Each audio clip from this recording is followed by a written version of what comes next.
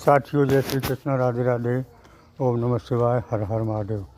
आप लोग स्वस्थ होंगे, आनंद होंगे, ऐसी मुझे पूर्ण उम्मीद है। साथियों, आज मैं फिर उपस्थित हूँ एक नए वीडियो के साथ। तो आज का टॉपिक है कि 15 नवंबर को कार्तिक पूर्णिमा का चाँद आपके जीवन में चांदनी लेकर आ रहा है।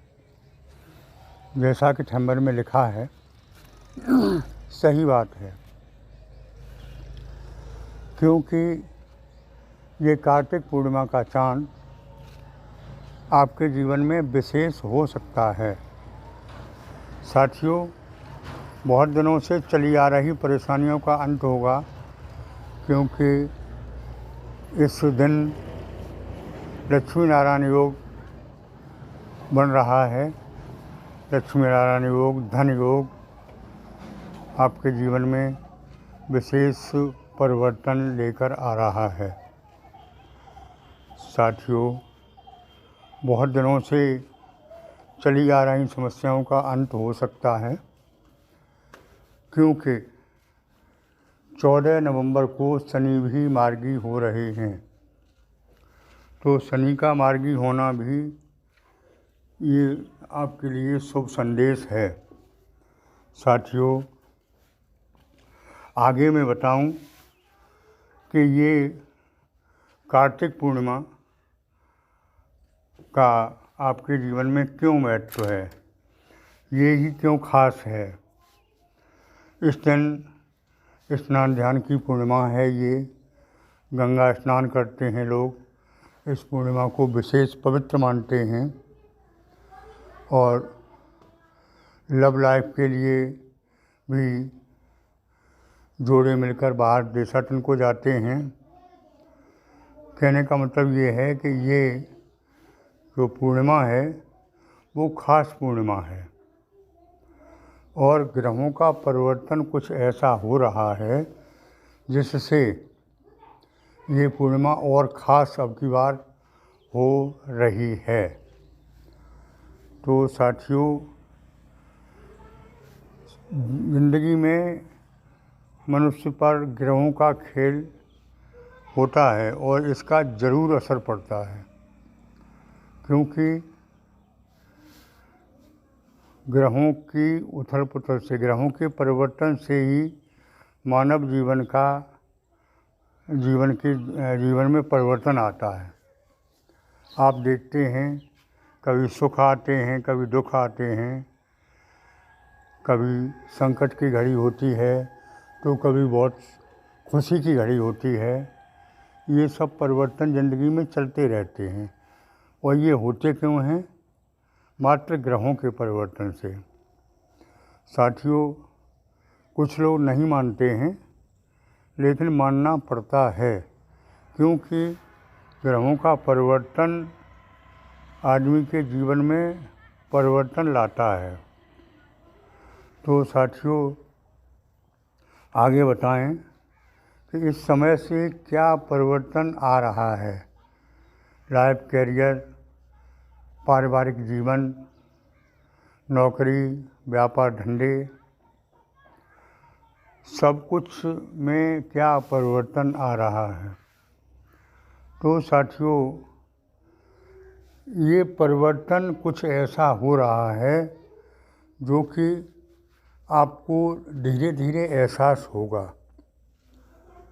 जैसे कि कुछ लोग कह देते हैं कि आचार्य जी, परिवर्तन नहीं हो रहा है। कोई भी ग्रह जो धीरे धीरे कष्ट पहुंचाता है तो धीरे धीरे ही सुख पहुंचाता है। और कुछ ग्रह तो ऐसे हैं, जैसे शनि ही हैं। शनि बहुत धीरे चलने वाले ग्रह हैं, एक राशि में कई वर्षों तक रहते हैं। तो एकदम सब कुछ करने लगें तो वर्षों तक आदमी कैसे ज़िंदा रह सकता है। धीरे धीरे कष्ट देते हैं और धीरे धीरे रिलीफ देते हैं। तो अब समय आ गया है रिलीफ का, मतलब आराम का, सुख का, चैन का, धन दौलत का। तो ये परिवर्तन आपको धीरे धीरे देखने को मिलेंगे। साथियों, कहने की ज़रूरत नहीं है, हर वीडियो में कहता हूँ तो आप लोग ये सोचते होंगे कि आचार्य जी तो एक ही बात ज़्यादातर बताया करते हैं, क्योंकि सत्य तो सत्य है, चाहे एक वीडियो में हो चाहे सब में हो। तो मैं सत्य पर ज़्यादा भरोसा करता हूँ। और सत्य बात ये है कि आपने अपने ज़िंदगी में काफ़ी कष्ट सह लिए, यहाँ तक कि ज़िंदगी के एंड का भी सोच लिया। लेकिन मैं फिर कहना चाहूँगा साथियों कि ज़िंदगी अमूल्य है, ज़िंदगी देने वाला कोई और है, ज़िंदगी आपने खुद नहीं ली है। तो ज़िंदगी जो देने वाला है तो ज़िंदगी लेने वाला भी है। हमको अधिकार नहीं है ज़िंदगी समाप्त करने का। इसलिए ज़िंदगी को मामूली न समझें, ज़िंदगी को विशेष समझें, ज़िंदगी का मूल्य समझें और ज़िंदगी में वो सब आनंद लें जो परमात्मा ने आपको दिए हैं। वो कहा है, सकल पदार्थ हैं जगमाही, कर्महीन नर पावत नाही। दुनिया में सब चीज़ परमात्मा ने दी है आपके लिए, तो उनका उपभोग करें, न कि परमात्मा के विधान में खलल दें। कुछ लोग इतना दुखी हो चुके हैं कि आत्महत्या तक नंबर आ गया। तो मैं उनसे कहना चाहूँगा कि अब आपका कष्टों का समय निकल चुका है। अब आपका जीवन बहुत सरल होने वाला है, अच्छा होने वाला है, सुंदर होने वाला है। थोड़ा धीरज और रखें। साथियों, एक किसी विद्वान ने शेर कहा है कि मुझे तो अपनों ने लूटा, गैरों में कहाँ दम था। मेरी कश्ती वहाँ डूबी जहाँ पानी कम था। तो वो ही हो रहा है। अब तो कश्ती को आप बचाइए, डूबने से बचाइए। क्यों कि पानी का बहाव निकल चुका है, दरिया निकल चुकी है, आप किनारे पर आने वाले हैं। साथियों, मेरा काम भविष्य के बारे में जानकारी देने के साथ साथ आपको पॉजिटिव रखना भी है और कुछ आध्यात्मिक जानकारी भी देना है। मैं हर वीडियो में 3 चीज़ें बताता हूँ: परमात्मा में विश्वास, आध्यात्मिक की जानकारी और पॉजिटिव रखना और भविष्य के बारे में आपको अवगत कराना। साथियों, मेरा पूरा प्रयास रहता है कि मैं आपको नई नई जानकारी से अवगत कराता रहूं और परमात्मा पर भरोसा रखें आप, निश्चित ही सब कुछ बदल जाएगा। कि परमात्मा वो शक्ति है जो कि अपने भक्त को दुखी नहीं देख सकता। वो परीक्षा लेता है, हमेशा वो अपने भक्त को मजबूत करता रहता है कि संघर्ष में और परेशानी में वो विचलित न हो, मजबूत करता है। जैसे कुम्हार बर्तन बनाता है और उसके बाद आवे में लगाकर उसको पकाता है, आग में तपाता है। सोना आग से तपकर आभूषण बनता है। उसी तरह से भगवान भी भक्त को तपा कर और एक सुंदर आभूषण बनाता है, सुंदर बनाता है, उसको अच्छा बनाता है। इसके लिए आपको परेशान होने की आवश्यकता नहीं है। आपका समय बिल्कुल परिवर्तित हो गया है और ये 15 नवंबर से कार्तिक पूर्णिमा से आपके समय में और ज़्यादा बदलाव आ रहा है।